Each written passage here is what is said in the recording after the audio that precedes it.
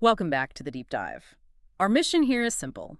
We take a stack of dense, detailed source material, often surrounding the topics you need to know but haven't had the time to explore, and we extract the clearest, most compelling insights. The goal is for you to walk away well-informed, perhaps a little shocked, but, never overwhelmed. At least scrutinize industries in America, death care. We're talking about the systemic failures, the shocking abuses, and, well, the profound breaches of trust within the funeral industry that have only recently come to light in the most devastating ways. Our mission in this deep dive is ambitious. We need to understand precisely how a system built entirely on faith managed to lose its ethical soul. And not just that, but what is the true cost of dignity for the grieving?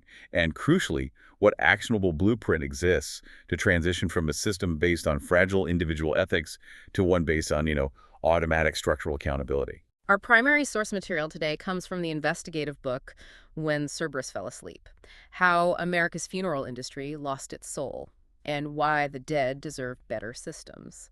It just lays bare decades of oversight failures. The core thesis, really, is that the industry's three traditional guardians, that's regulation, professional ethics, and community oversight, they've collectively fallen asleep. And that's what's allowed negligence and organized fraud to flourish beneath this kind of curtain of dignity. And if you want to understand just how vulnerable this system is when those guardians fail, we have to start with the central, sickening anecdote that forced this investigation into the public light. We have to talk about Penrose, Colorado in October 2023. Okay, let's set the scene for the listener, because the physical reality of this failure that's where the deep dive truly begins. It was an unremarkable, low-slung building off U.S. Route 50, the Return to Nature funeral home. And officials weren't tipped off by a whistleblower or, a regulatory audit. They were drawn there by a complaint about unpaid rent. Unpaid rent. And, most importantly, by a smell. And the book details that smell vividly. It does. A Fremont County deputy and a state investigator described it as sweetness too thick. It wasn't the smell of decay, you might imagine. It was this cloying, unmistakable chemistry of decomposition overpowering the air. It just confirms that the processes meant to preserve or dispatch the dead had completely failed. This wasn't a failure of paperwork, it was a failure of physics. Exactly. That physical reality, the moment the promise of dignity is replaced by the undeniable reality of rot, that perfectly captures the system's complete collapse. So what did they find when they went inside? Well, when they finally breached the lock, the wave of hot, fetid air that pushed outward confirmed the absolute worst.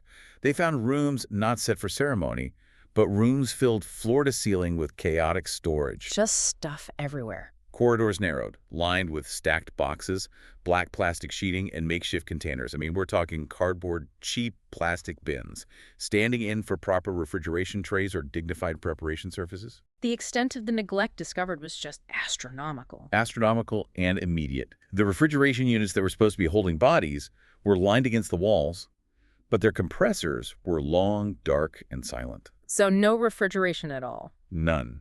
Within days, officials counted nearly 200 sets of human remains in various stages of advanced decomposition. Bodies were stacked shoulder to shoulder, pooling fluids on the concrete floor, just destroyed by the heat, because the basic logistical structure for death care refrigeration had been abandoned, likely for years.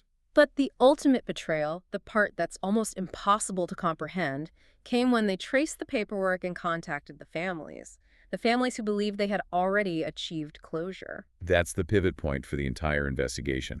Families had received services, complete with official cremation certificates and urns of ashes that they scattered in gardens, oceans, over mountains. But they weren't ashes. No. Laboratory tests proved that many of those urns contained powdered concrete mixed with dust, a cheap, horrific imitation of care. The deception was written in ink. Death certificates marked cremation completed, while the actual remains lay decaying just a few hours away. And this is the profound question the system has to answer, the one asked by one bereaved woman to the investigators.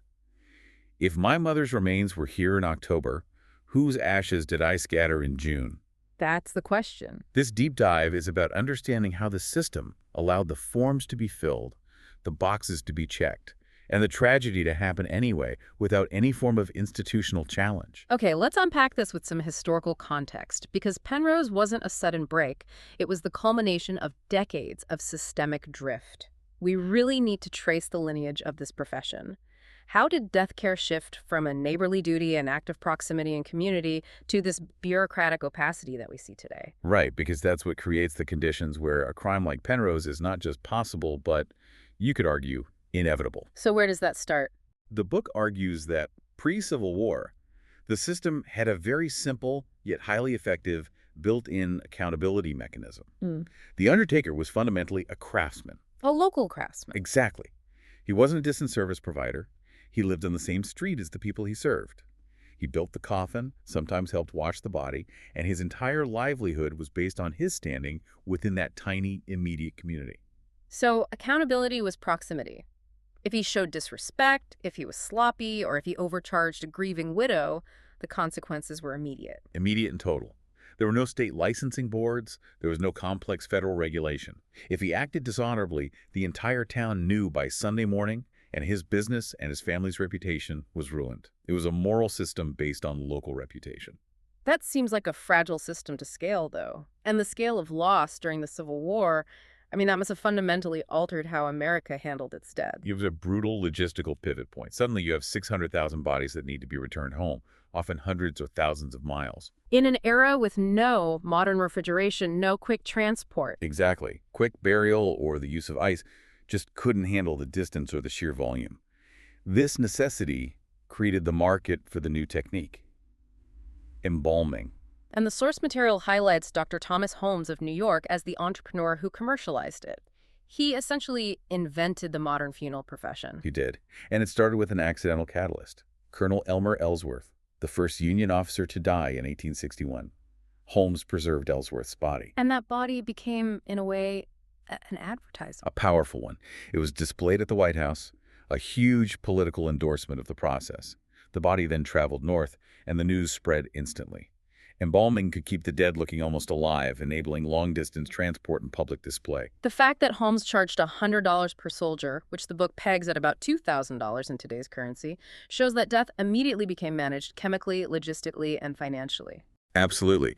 The focus shifted from the social function of death, the neighborly duty, to the technical function of preservation.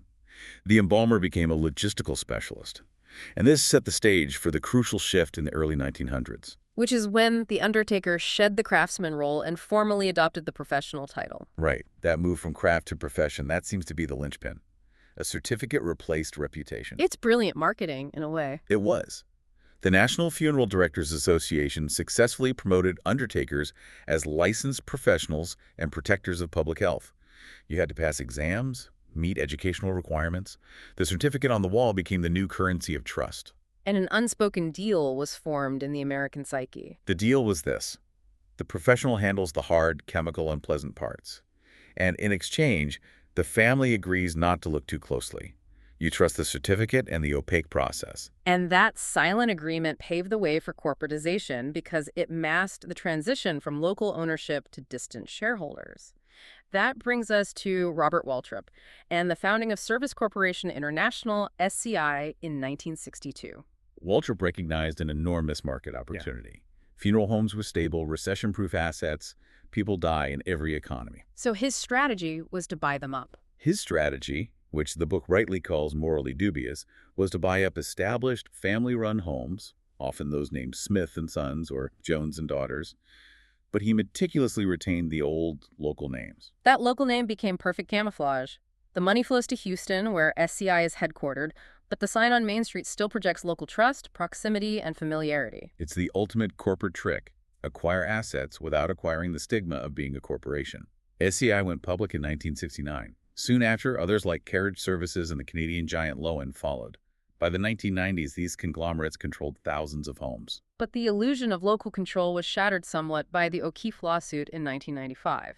It was a massive public exposure. The O'Keefe family, who ran a small independent funeral business, sued Lowen for predatory tactics designed to destroy their business or force a sale. And they won. They were ultimately awarded $500 billion. It exposed the giant strategy. Yeah. Buy independents, pressure the rest to sell, or simply bury them in legal fees until they capitulated. But despite the scandal, the expansion barely slowed. What's even more crucial, the source material argues, is that the ultimate owners today are often not even publicly traded corporations, but private equity firms completely distant from the community served. And distance changes the moral landscape. The book captures this by looking at the specific changes in corporate vocabulary, the language used in internal memos and quarterly reports. How does that shift in language reflect the moral reality? The language is key to creating emotional distance. Customers became cases. The act of providing care became yield, which is just revenue generated per case. Wow, yield. This subtle but fundamental linguistic shift allows professionals, especially those answering to a distant corporate headquarters, to distance themselves from the profound emotional reality of their work. They stop seeing a grieving family and start seeing a high-value transactional event to be optimized. And the optimization resulted in a shocking financial consequence for the consumer. It's staggering. The average funeral cost rose from $700 in 1960 to over $8,000 by 2023. That's a 227% increase in just 30 years, far outpacing inflation in housing, education, or healthcare. And this cost is fueled by cuts behind the scenes that the family never, ever sees. Cuts like delayed repairs, shared refrigeration, and reduced staff, all happening behind that Smith & Sons facade. Exactly. While the physical operation deteriorates, private equity consultants, often with zero experience in death care, are brought in to drive the upsell. One former director quoted in the source noted that corporate pressure meant comforting a widow wasn't nearly as important as ensuring she purchased the $4,500 premium casket instead of the $2,000 standard model. So the drive to optimize and industrialize the sacred is the fundamental structural failure that allowed trust to be outsourced and eventually broken. And that leads directly to the tragedies we discussed. Now we get to where the rubber meets the road. We've established the corporate distance, but here's where it gets really interesting. How exactly does this system monetize grief? Because it relies on exploiting a specific and ethically complex moment of vulnerability. It is the ultimate moment of maximum vulnerability. You, the family member, are often half-conscious with shock, trauma, and grief. You are suddenly faced with making what is likely the largest, non-optional purchase of your life. And that $8,000 average cost we mentioned doesn't even include the plot, the stone, the clergy fees, or the flowers. Not at all. And in that state, you don't want to question the price, you don't want to shop around, you just want to defer authority to the person who looks professional and promises to take care of it all. The industry understands the psychological state perfectly. Oh, absolutely. They know that when you are clutching a photograph and trying not to cry, you're not reviewing a spreadsheet. The purchase is emotional, driven by a desire to honor the deceased, which the industry subtly translates into a financial obligation. This exploitation of emotional vulnerability was first systematically exposed by investigative journalist Jessica Mitford in 1963 with her searing book, The American Way of Death. Mitford was the first to call out what she termed the emotional upsell. This is the strategic presentation of options. Right, like showing caskets in rising order of price. Exactly, or placing the cheapest, most bare-bones option in a separate, less desirable room, all designed to use guilt and sympathy to nudge spending upward. She noted that industry guides advised directors to suggest, sometimes almost whispered, things like, "The deceased would have wanted something a little nicer," or "A man of his stature deserves this." Mitford's outrage eventually led to federal intervention. The Federal Trade Commission's funeral rule, introduced in 1984, 20 years after her book. It was a long time coming. But the source material suggests this rule, while a step forward, was born with two fatal loopholes that protected industry profitability. Absolutely. The rule mandated itemized prices and allowed families the right to purchase outside caskets, which, on paper, promoted transparency and competition. But the loopholes were huge. The first, and perhaps most frustrating, loophole: there was no requirement to post prices online. So you have to ask for the general price list in person. In person, which means you have to go into a rival funeral home while you're grieving and ask for their price list so you can compare it to your current provider. Which feels like a betrayal. Walking out of the home that is currently caring for your loved one feels profoundly uncomfortable, perhaps even like abandoning them, just to shop around. Precisely. The rule mandates transparency, but the logistics of accessing that information are deliberately painful. And the second loophole guarantees profit regardless of simplicity, ensuring that going cheap is never truly possible. That's the non-negotiable basic services fee. It is often set between $2,000 and $4,000. It covers the director's time, overhead, paperwork, and it's unavoidable. So even if you want the simplest possible service, Even if you decline all optional services, No ceremony, no embalming, just a plain pine box. You still pay that minimum fee. It ensures that the bare minimum of dignity can never be truly affordable, eliminating the ability to shop for simplicity. So the profit engine remains primarily the casket markup. The source materials detail that a standard wooden or metal casket that costs the home about $1,000 is often sold for 4 or 5 times that price. And that profit is entirely dependent on timing and psychology.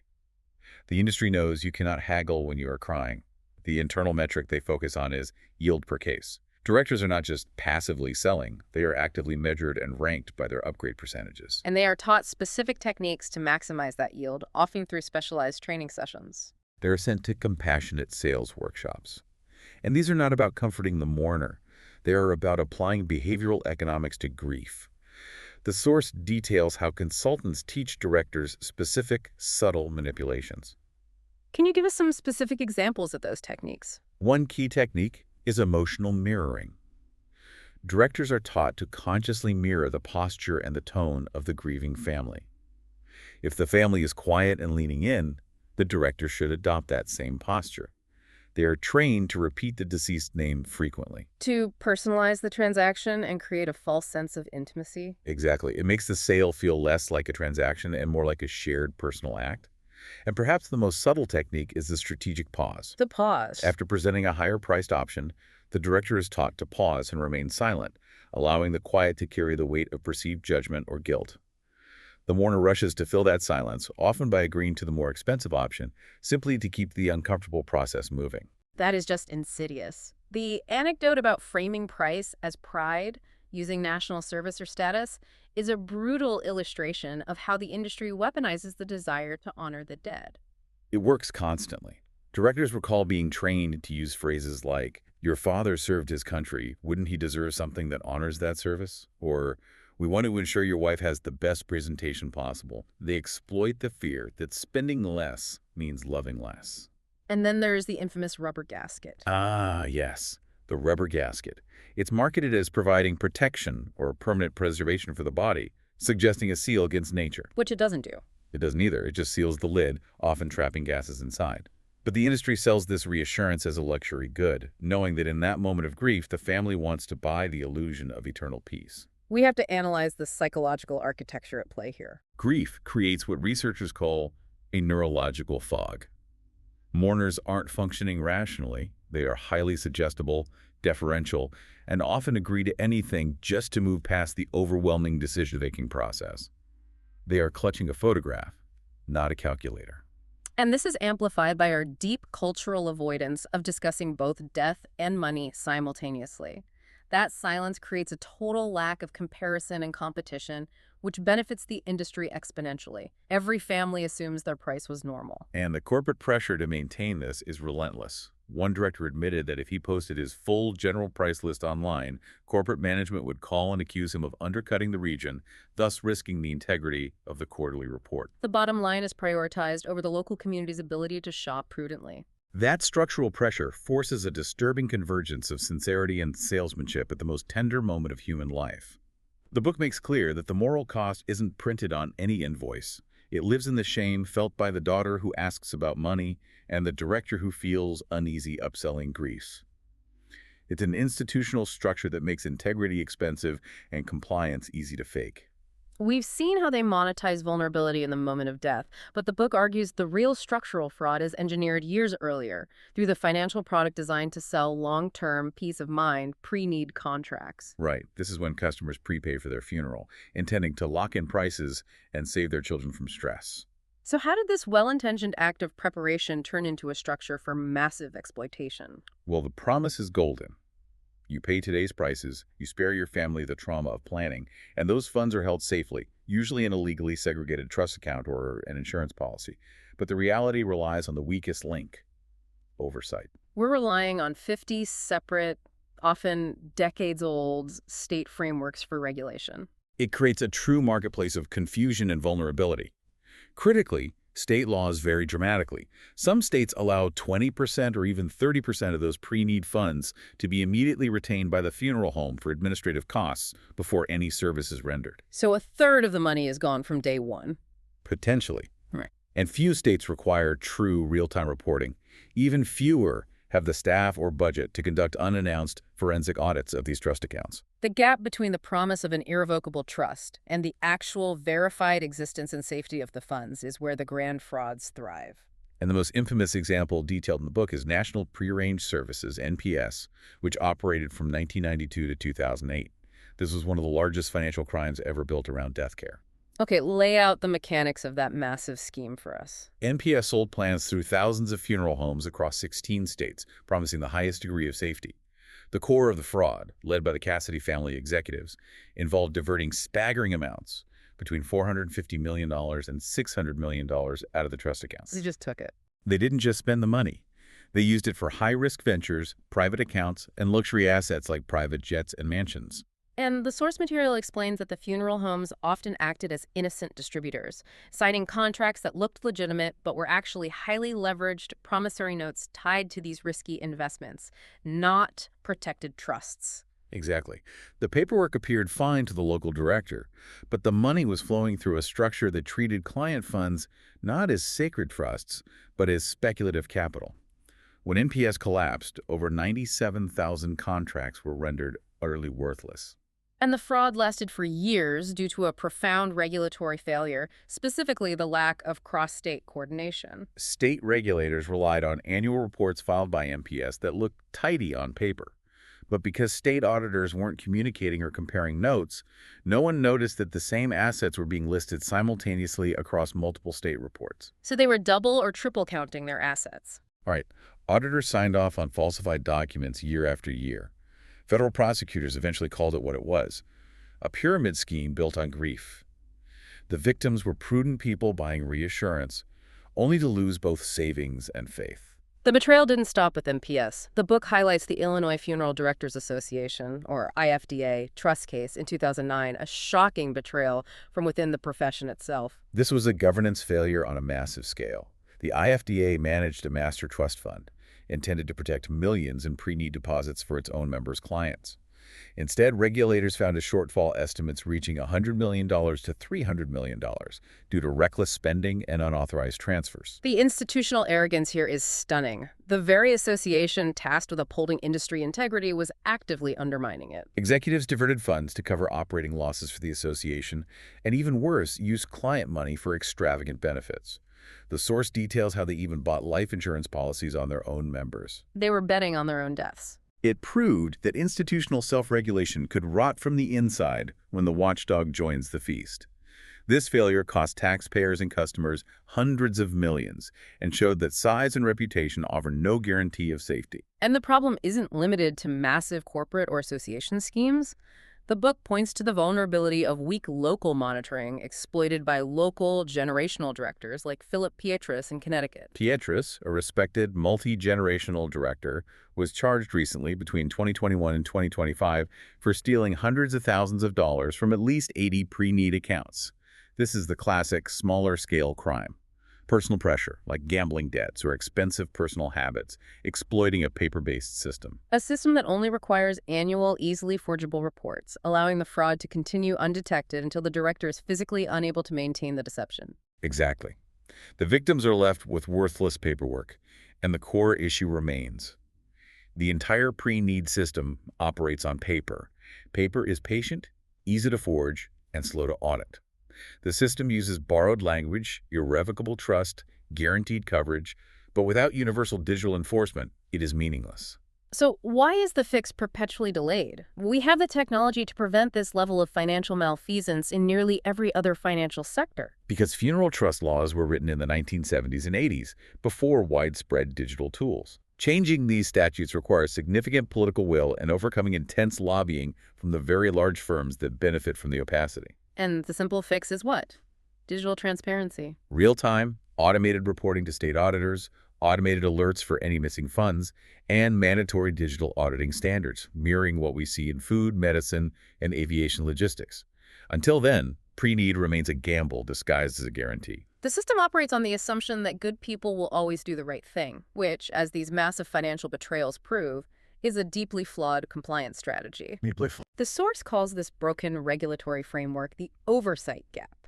If the financial system is a patchwork of trust, What does the oversight of the physical care, the actual handling of the deceased, look like across the 50 states? It is truly a calendar and a clipboard system. Mm. The book stresses that there is no national map or shared database of compliance. Oversight varies wildly.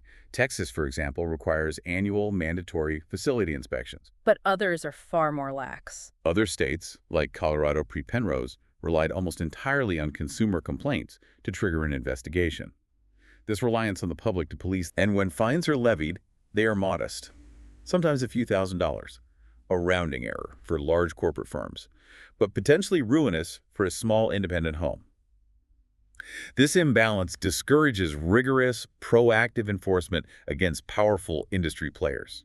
So the essential element of surprise, which gives oversight its power, is entirely missing. Inspections are often scheduled in advance, allowing any problems, like a broken cooler or messy preparation room, to be tidied up before the inspector arrives. Exactly. It becomes a compliance theater rather than genuine oversight. And even when the intent is there, the funding is abysmal. Oversight competes for budget money with sectors that are politically less sensitive. This is the detail from the source material that perfectly captures the absurdity of the system. The regulator sharing a copier with the cosmetology board. It's not just underfunding, it's an institutional metaphor for prioritization. One investigator noted his office literally shared a copier with the people licensing hair salons and barbers. The resources dedicated to checking refrigeration units for 200 bodies are the same resources dedicated to ensuring shampoo safety. That's incredible. The regulator's dilemma is real. If something is truly wrong, we rarely find it. We hear about it on the news. The source suggests there's a cultural hesitation, a curtain of dignity that prevents regulators from treating funeral homes with the same rigor they would apply to a food processing plant or a factory, even when they fail to meet basic sanitation requirements. Because the work feels sacred, regulators are reluctant to scrutinize it like a business. This allows negligence to hide behind that curtain. This administrative decay small shortcuts, delaying cooler repairs, using memory for logs instead of paper, becomes normalized because everyone assumes the other person is watching. Let's look at the critical case studies that expose these specific blind spots in state laws. Tri-State Crematory in Georgia in 2002 exposed the legal classification gap. Right. Over 330 bodies were found scattered across the property by owner Ray Brent Marsh. He had simply stockpiled remains after his equipment broke, giving families cement powder for 6 years. How was he not caught? Critically, the crematory was uninspected and unlicensed because state law did not classify a crematory as a funeral home. It operated entirely outside the established inspection network, a massive blind spot that required years of horror to fix. And Penrose, Colorado, in 2023, exposed a failure in licensing standards. Penrose illustrated the danger of weak licensing. Complaints about improper refrigeration and odors were logged as early as 2020 but went nowhere. Why? Because Colorado laws were exceptionally lenient. The funeral home needed a license, but the funeral directors, the individuals handling the bodies, did not. So the people on the floor had no professional standard or licensing to lose. Exactly. Accountability was a ghost in the machine. And the most glaring, pervasive gap that affects every state is the lack of national tracking. A discipline director can simply cross state lines and start anew. There is no national flag following them. The book provides the example of a D.C. home that cremated the wrong person in 2019, received a brief, minimal suspension, and reopened under a new name a year later, relocating a few blocks away. The structure rewards silence and geographic relocation. So the system relies on the naive assumption that every one of the 50 state boards is diligently communicating, when in fact they are often struggling just to keep their copier working. The current system's mission statement, then, is effectively, we just hope the paperwork matches reality. And that hope is not a compliance strategy. Not at all. The solution exists. Digital tools, barcodes, real-time temperature pings to health departments, public national databases of compliance. This doesn't reduce the dignity of the work. It proves it. It ensures that the dignity of the deceased doesn't depend on the heroism of one overworked director, but on a verifiable, resilient design. The oversight gap, fundamentally, is less about malice and more about a calculated system of inertia, underfunding, and administrative decay that provides perfect cover for the few individuals who choose to exploit it. We must now move to the specific examples of neglect that show how paper and habit protected the most grotesque wrongdoing. The source material details 12 breaches of trust, providing an anatomy of how quiet failures escalate into public horror. We need to analyze these cases, not just list them, and connect them back to the systemic flaws we've identified. Let's start with the physical desecration cases, the horrors that smell. We begin where we started, with Return to Nature in Penrose, Colorado, 2019-2023. This case, where 189 bodies were found in non-refrigerated conditions, is the quintessential example of the systemic failure to verify physical reality.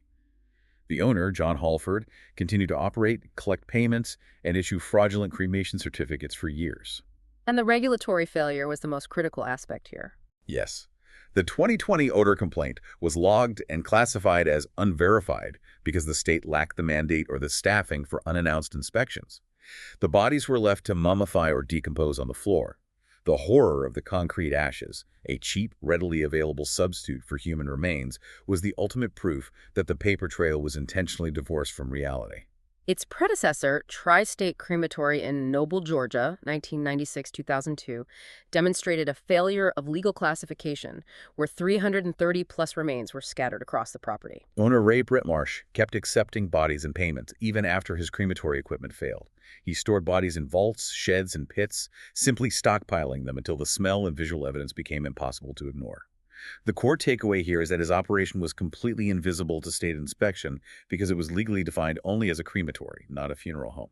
Exposing the devastating flaw in Georgia's regulatory definitions. Exactly. Then we have the horrific urban examples of neglect in Detroit, Michigan, with Cantrell and Perry Funeral Homes, 2018-2020, often tied directly to financial incentives. These cases revealed how negligence and financial fraud often intersect. At Cantrell Funeral Home, inspectors found mold-covered, decaying adult bodies stored in an unrefrigerated garage. Even more disturbingly, they found 10 fetuses and 1 infant concealed in a drop ceiling, just hidden away. And just a week later, the investigation shifted to Perry Funeral Home, where they found 63 fetal and infant remains in unrefrigerated boxes and freezers, some dating back to 2015. The lawsuits that followed alleged widespread Medicaid billing fraud.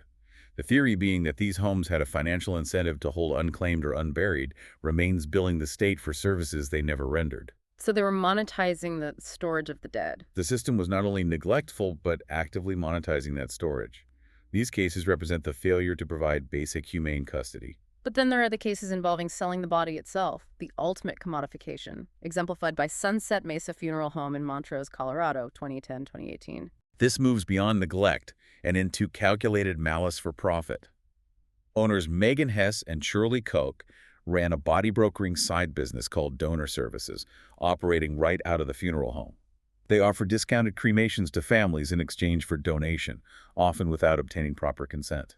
And the specific horrors involved in the handling were just brutal. The book details the almost industrial process of dismemberment. Hess used a reciprocating saw to cut up bodies. Heads, torsos, and limbs were shipped out in cardboard boxes labeled with code numbers, violating federal laws on the transport of human remains. Unbelievable. They even sold bodies that had tested positive for HIV or hepatitis, exposing receivers to dangerous materials. And this system was blind, again, because Colorado did not license individual directors or require a verifiable chain of custody log. The paper trail, confirming cremation, was often issued moments after the body was dismembered and shipped. The fraud was embedded within the administrative gap. Hess and Koch ultimately pleaded guilty to fraud and illegal transportation of hazardous materials, receiving significant prison sentences. But the system only noticed because a former employee, an act of moral heroism, blew the whistle, not because any state inspector questioned the paperwork. Let's pivot to corporate optimization of the sacred, where maximizing profit led to spiritual and physical desecration, specifically at Menorah Gardens in Palm Beach County, Florida, 1990s-2014. Menorah Gardens was owned by SEI. The name itself suggests a devotion to Jewish tradition, which strictly forbids disturbing graves. However, when the cemetery ran out of space, the directive from corporate was simple. Groundskeepers were told to make room, which resulted in finding stacked caskets, bones in plastic bags, and graves sold twice. Every resold plot was pure profit. SCI settled a massive $100 million class action suit. But the violation here was spiritual, betraying the religious covenant, and financial. Oversight failed because the records were disjointed, often handwritten, and the centralized corporate compliance was distant. This case perfectly illustrates how the pressure for revenue extraction can override the most sacred promises when the dead are treated purely as inventory. Finally, we must look at the quieter failures. Clerical negligence and silence, where human error and fragile systems protected wrongdoing. The Burr Funeral Home in Virginia, 2017, shows how simple clerical errors have immense permanent consequences. 2 bodies were swapped during cremation due to a simple mislabeled tag. This mistake was discovered months later when insurance paperwork didn't match the cremation log. 2 families grieved over the wrong ashes for months. There's a penalty. A mere $1,500 fine and a reprimand. The failure was unintentional, caused by an overloaded schedule and a reliance on a fragile handwritten system that has no built-in verification mechanism. And at Paradise Funeral Chapel in Illinois, 2009, infant remains were found in a refrigerator unburied years after families believed they were laid to rest. The director claimed the families never picked them up, but the truth was likely administrative chaos, disorganization, hardened by habit, blurring empathy into aspirational failure. The result was a temporary suspension and a fine. Crucially, records of these compliance failures are often sealed and the home reopened. Failures unshared are lessons unlearned by the system. And the final case, Omega Funeral Home in California, 2019, is perhaps the most telling about the power of silence in protecting the system. Refrigeration failed for 3 days. Management knew the decomposition was accelerating but chose to proceed with a viewing using a sealed casket to avoid refunds. When the family forced the issue, they discovered the odor and the decomposition. And they must have filed a complaint. Here's the key detail. The family accepted a partial refund and signed a non-disclosure agreement. Crucially, no complaint was filed with the regulator. The family's immediate desire for personal closure protected the system's silence, ensuring that in the official record, legally, nothing happened. These breaches are not anomalies, they are the visible decay of an invisible system. They reveal that the fundamental problem is not a lack of rules, but a chronic failure of vigilance and verification. The pattern endures because it is comfortable. Let's shift our focus now, because while the system failed spectacularly, individual integrity often holds the line. We must recognize the ethics of care that still defines the noble, invisible side of this profession. This is the moral counterbalance to the negligence we've discussed. We often forget the immense emotional and physical cost of this work. The 3 a.m. calls, the hours spent washing hair or stitching skin, correcting details for hours without applause or recognition. The labor is intimate and emotionally brutal. Directors must learn to ration compassion to endure the constant exposure to trauma. The book mentions many stop counting the dead around 8,000 cases just to avoid disappearing into the number. So the ethics are purely procedural. Procedural and profound. Double-checking tags, refusing the pressure to upsell, ensuring that care is clean and accurate, not merely convenient. These small choices, the second glance at a label, the pause before sealing a casket, ensuring the temperature log is accurate even when you're exhausted, are what separate dignity from disgrace, but they are unsupported by the corporate structure. Exactly. Integrity in this business has a measurable price. A director risks their job for failing to hit yield per case targets, or for taking the time to ensure meticulous record-keeping when they are understaffed. Yet the source details this quiet rebellion, individual acts of diligence that exist despite the system. Yes. The woman in Arizona who created her own detailed personal spreadsheet for cooler temperatures because the official logs were inconsistent, or the man in Oregon who posted full price lists online despite corporate pushback. Their reward is minimal. Success means nothing happens, no complaints, no mistakes. A transparent, verified system wouldn't punish these acts. It would vindicate them, providing a digital witness stand that proves their care. It would. So how do we transition from a system dependent on the heroism of one overworked director to a system sturdy enough to support that integrity structurally? The author proposes the Pantheon platform concept as the blueprint for automatic accountability. The fundamental argument is that the system failed because of the absence of a system sturdy enough to carry all three: ethics, greed, and apathy. The Pantheon platform is designed to make transparency invisible, meaning the accountability is built into the workflow, not bolted on as a regulatory burden. A living log where every crucial action, from intake to final disposition, leaves a digital trace, visible only to authorized users, the family, the regulator, and the director. And this is where we have to address the common counter-argument. Isn't all this digital tracking, scanning, and monitoring just removing the essential human element? Doesn't this platform concept industrialize the grief process even further? That's the core tension, isn't it? The source material argues that the current system already industrializes grief through the upselling and the corporate distance. The digital platform doesn't replace compassion, it supports it by ensuring mechanical compliance is automatic, freeing the director to focus on the human interaction. Right. It's about building in checks that eliminate the margin for error caused by fatigue or intentional fraud. Let's look at the specific technological interventions proposed. First, digital chain of custody. Every deceased individual receives a unique barcode or digital tag upon intake. This tag is scanned in and out of every major stage prep room, refrigeration unit, transport vehicle, crematory chamber. This removes reliance on fragile handwritten logs and ensures continuous time-stamped proof of location. The family could see a simple, secure, encrypted log. Remains checked into refrigeration 3:45 a.m. Octo 19. Second, real-time monitoring to prevent the Penrose failure. This is a simple sub-$50 temperature sensor in every refrigeration unit. If a compressor drops below acceptable standards for more than, say, 30 minutes, the sensor doesn't just buzz the director, it pings the local health department or the state regulator instantly. This prevents the odor and the disastrous discovery. It replaces reactive policing with proactive prevention. Exactly. And finally, automated compliance to solve the oversight gap. Okay. Permits for burial or cremation link automatically to the digital tracking system. More importantly, inspection reports and disciplinary actions feed a public national database. This is not for public consumption of private details, but to ensure that a director disciplined in one state cannot simply relocate and start anew in another without a national flag following them. The value proposition here is protection, not surveillance. It protects the ethical director from suspicion and vindicates their invisible labor by providing proof of care. It makes negligence expensive and verifiable and care automatic. A cloud-based log costs less than a filing cabinet. This technology doesn't replace compassion, but it makes compassion easier to sustain because the director isn't constantly trying to reconcile broken equipment with manual paperwork. The vision is to make dignity reliable, so that success will, quite literally, smell like nothing at all. The refusal to accept that care must depend on heroism is the ultimate structural reform.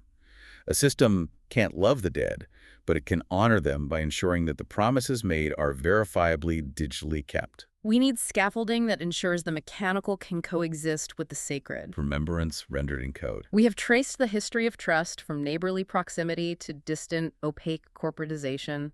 We've seen the financial schemes built on the promise of peace and the regulatory gaps built on the premise of denial. The four-beat rhythm of failure, the smell, the discovery, the promise of reform, and the return to quiet endures because the culture around death rewards outsourcing our conscience and assuming someone else is handling it. The core choice remains. Should dignity depend entirely on the moral heroism of an individual worker operating in a fatigued, antiquated system, or on a structural design that makes accountability inevitable and automatic? The failure of regulation, ethics, and community oversight, the three heads of Cerberus, shows that trust, when unearned, inevitably turns into tragedy. The watchdog was lulled to sleep by paper, by silence, and by the sheer discomfort we feel discussing the details of death. But technology provides the ability to make Cerberus dream, that faint, continuous electrical pulse of servers, of data syncing, of digital memory refusing to fade. It's the mechanism that ensures the system cannot sleep. The scandals we've covered, from the theft of hundreds of millions in pre-deed funds to the physical desecration of Sunset Mesa, show us exactly what happens when crucial promises are kept only by faith and not by verification. And that leads to our final provocative thought for you, the listener. The failures of the funeral industry, detailed so thoroughly in this source material, demonstrate the profound dangers of unearned trust in any system that handles something sacred or crucial but remains largely invisible to you, whether it's your retirement fund, your children's medical records, or the final care of a loved one. What simple systems of verification, digital or otherwise, should you apply in your own life to ensure crucial promises are kept when you cannot physically check them yourself? Thank you for joining us for this deep dive into the erosion of trust in America's death care. The simple, unglamorous nature of true accountability is often the only thing that separates decency from decay.